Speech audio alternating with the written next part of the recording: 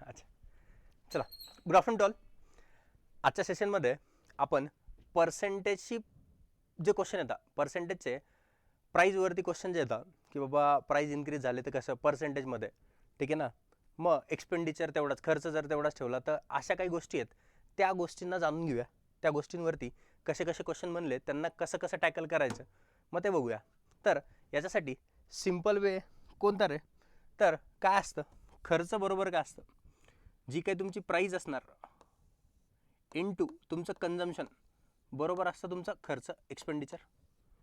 बरोबर, मराठीत पण लिहि तुम्ही खर्च, इकडे लिहिणार तुमची प्राईज, आणि इकडे असणार तुमचं कन्झम्पशन, वापर.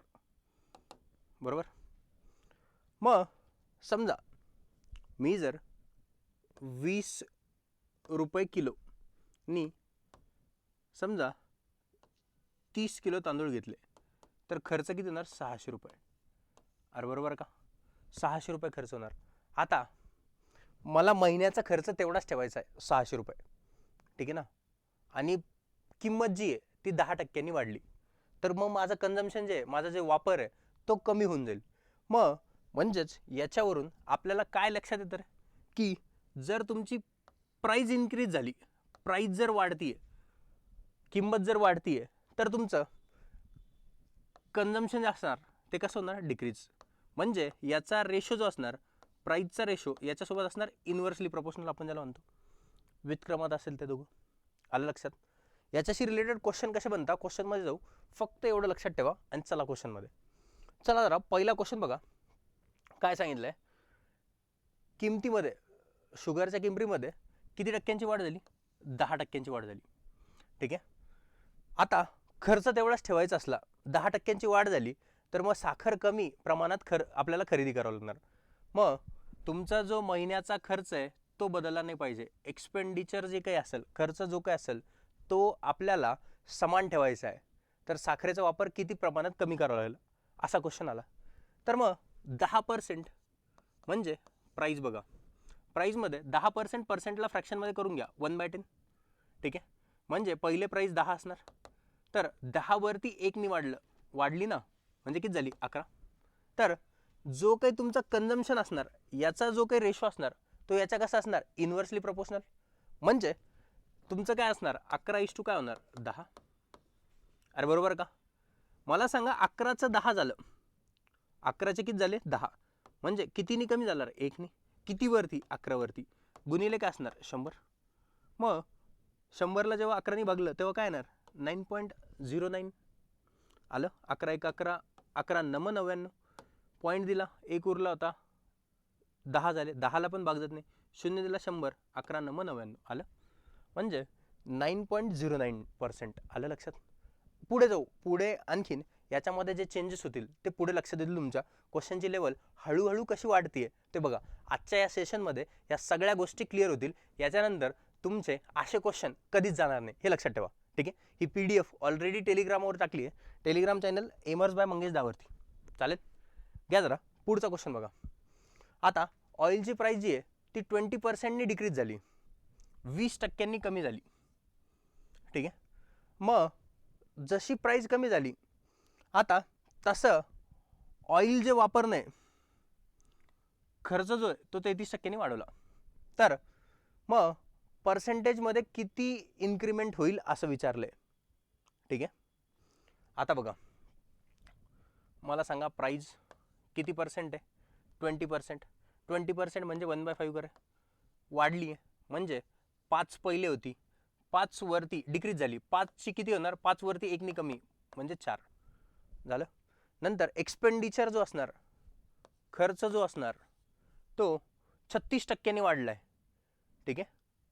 खर्च जो आहे तो वाढला आहे 36%नी. म्हणजे 100 असेल तर तो आता किती होणार? 136. आलं लक्षात? हे आता तुम्हाला माहिती ना काय असतं हे? प्राईज, जी काही किंमत, गुणिले कन्झम्पशन बरोबर काय असतं? एक्सपेंडिचर. आपल्याला कन्झम्पशन काढायचं आहे, कन्झम्पशन बरोबर काय होऊन जाईल? खर्च भागिले हे प्राईज, इकडे गुणाकार तिकडे जाणार भागाकारात. आलं?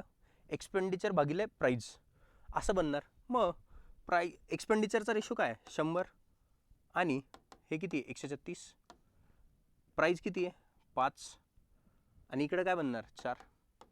भागून टाका डायरेक्ट. भागलं तर आपल्याला काय भेटणार कन्झम्पशन, वापर भेटणार, वापर. मग 5 एक 5, 5 दुने 10, म्हणजे हे किती आलं 20, आणि नंतर 4 एक 4, 4 त्रिक 12, एक उरला 4 चौक 16, म्हणजे 34 झालं. मला सांगा किती टक्क्यांनी वाढ नोंदवली जाईल. 20 होतं 34 झालं. 20चं 34 म्हणजे कितीनी वाढलं रे, 14नी वाढलं राजांनो, 14नी. किती वरती 20 वरती, गुणिले काय असणार टक्के काढायचं म्हणजे 100. मग 20 एक 20, 20 पंचे 100, 14 पंचे किती होणार 70. किती टक्के वाढ होणार तर 70%ची वाढ होणार. आलं लक्षात. ह्या क्वेश्चनला कसं टॅकल करायचं, कसं जायचं लक्षात येत आहे. पर्सेंटेजला फ्रॅक्शनमध्ये जिथं कन्वर्ट करता आलं हे माहीत पाहिजे. 20% म्हणजे 1/5 हे लक्षात आलं पाहिजे. जिथं माहीत नसेल तिथं डायरेक्ट 100चे 136. आता 36%ला माहीत नव्हतं तर मग डायरेक्ट लिहिलं 100चे 136, 100 वरती 36 वाढलं म्हणजे 136 झालं. आलं लक्षात. 3च गोष्टी आहे.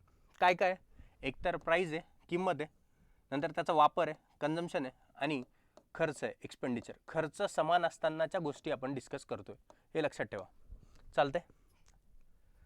चला नेक्स्ट क्वेश्चनवरती या. आता बघा, प्राईज जे आहे, किंमत जे आहे, कितीनी वाढली 20%नी वाढली. मग कन्झम्पशन पण ऑइलचं किती टक्क्यांनी वाढलं 25%नी. ऑइलचं कन्झम्पशन पण वाढलंय, तेलाचं कन्झम्पशन वाढलंय 25%नी. तर खर्चात किती टक्के वाढ नोंदवली जाईल. याला तुम्ही तर एकतर ते आपण म्हणतो ना पर्सेंटेजवाला A + B A × B भागिले 100 त्यांनी पण करू शकता. आणखीन यांनी जर मांडायचं असेल तर कसं, प्राईस बघा 20% म्हणजे वाढली आहे, 20% म्हणजे 1/5, 5 वरती 1नी वाढ म्हणजे 5चं 6 झालं. नंतर 25% म्हणजे काय असणार, हे कन्झम्पशन आहे, कन्झम्पशन 25% म्हणजे 1/4, 1/4 म्हणजे 4 होतं पहिले, 4 वरती 1नी वाढलं तर किती झालं 5. आता तुम्हाला काय विचारलं, खर्चात होणारी वाढ, खर्च एक्सपेंडिचर, यांच्या दोघांचा गुणाकार 5 चौक 20, नंतर 6 पंचे किती 30. तर मला सांगा ना, हे 0 हे 0 कटलं, पहिले 2 होतं आता 3 झालं, कितीनी वाढलं 1नी, किती वरती 2 वरती, गुणिले टक्के असणार 100, बे एक बे, बे पंचे 10 म्हणजे येणार 50%. आलं लक्षात. ठीक आहे. प्राईस दिली आणि वापर दिलाय तर दोघांचं मल्टिप्लिकेशन रेशोमध्ये करून घेतलं. 20% म्हणजे 1/5 आणि 25% म्हणजे 1/4. आलं लक्षात. चला नेक्स्ट क्वेश्चनकडे चला. इसमें मजा आहे. ह्या क्वेश्चनसाठी आपण ज्या काही गोष्टी आतापर्यंत शिकलो त्या अशा क्वेश्चनसाठी, आणि लेटेस्टमध्ये असे क्वेश्चन बनत आहे. मग क्वेश्चनमध्ये काय सांगितलं बघा, प्राईजमध्ये रिडक्शन झालं. ठीक आहे. किती पर्सेंटने रिडक्शन झालं 30%. 2 मिनिट. ठीक आहे ना. जर कपात झाली प्राईजमध्ये तर त्या रकमेमध्ये आणखीन किती आंबे खरेदी करू शकतो, 15 आंबे जास्त खरेदी करू शकतो सेम अमाऊंटमध्ये, तेवढ्याच अमाऊंटमध्ये. तर ओरिजिनल जे number of mangoes used to buy, पहिले मूळ किती आंबे होते ते आपल्याला बघायचे. याला कसं कॅल्क्युलेट केलं जाईल ते नीट लक्ष द्या. प्राईस 30%नी रिड्यूस झाली, 30% टक्के म्हणजे भागाकारात येणार 100. हे 0 हे 0 कटलं तर बघा ना, पहिले प्राईज सपोज 10 होती, त्यामध्ये 3नी कमी म्हणजे आता प्राईस किती आहे 7. बरोबर. प्राईजचं आणि वापरचं कन्झम्पशनचं रेशो कसा असतो, वाईस वर्सा, इन्व्हर्सली प्रोपोर्शनल. म्हणजे इथं किती असणार 7 आणि इथं किती असणार 10. अरे बरोबर का. आता नीट लक्ष द्या, ह्या प्राईजच्या चेंजेसमुळं किती आंबे जास्त खरेदी करू शकतो 15. म्हणजे 7 आणि 10 मध्ये कितीचा फरक आहे रे, 7 आणि 10 मध्ये 3चा फरक आहे, 3चा. 3 बरोबर किती म्हणलं मी 15. 3 बरोबर जर 15 असेल तर एक रेशोची किंमत भेटेल 3 एक 3, 3 5 15. म्हणजे एकची किंमत भेटली मला 5, एकची किंमत किती भेटली 5. आता मूळ विचारलंय, ओरिजिनलवाला विचारलंय. ठीक आहे. ओरिजिनल किती 7 रेशो, 7 रेशो म्हणजे 7 गुणिले 5, 7 5 किती 35. जर आता विचारलं असतं तर 10ला गुणलं असतं. म्हणजे इथं किती उत्तर येणार 35. Option number A. लक्षात येते का गोष्ट. एकदम सिंपल. म्हणजे क्वेश्चनची लेवल, क्वेश्चन कसाही चेंज झाला तर त्याला कसं सोडवलं जातं असं. अशाच जर तुम्हाला क्वेश्चन पाहिजे असेल तर तुम्ही बॅच नंबर 172 परचेस करू शकता, जी की स्पेशल मॅथ्सची असेल. तुम्हाला स्पेशल रिझनिंगची बॅच करायची असेल सुमित सरांची तर ती 173 नंबरची असेल आणि दोघांची कंबाईन करायची असेल मॅथ्स अँड लॉजिकल रिझनिंगची तर ती बॅच नंबर 200. ठीक आहे, अशा गोष्टी सगळ्या त्या बॅचमध्ये तुम्हाला भेटेल. आलं लक्षात? चला नेक्स्ट क्वेश्चनवरती चला, पुढच्या क्वेश्चनवरती चला. हां बस हे होते आजचे सगळे क्वेश्चन. बाकीचे जे काही क्वेश्चन असणार आहे ते आपण नेक्स्ट सेशनमध्ये डिस्कस करूयात. चालतंय? आय होप तुम्हाला या सर्व गोष्टींचा खूप सगळा फायदा होईल येणाऱ्या एक्झामसाठी. तर मग असाच अभ्यास करत राहा. अशाच एका नवीन व्हिडिओमध्ये परत एकदा भेटूया. तोपर्यंत तुम्ही तुमची काळजी घ्या आणि घरच्यांची काळजी घ्या. जय हिंद टू ऑल.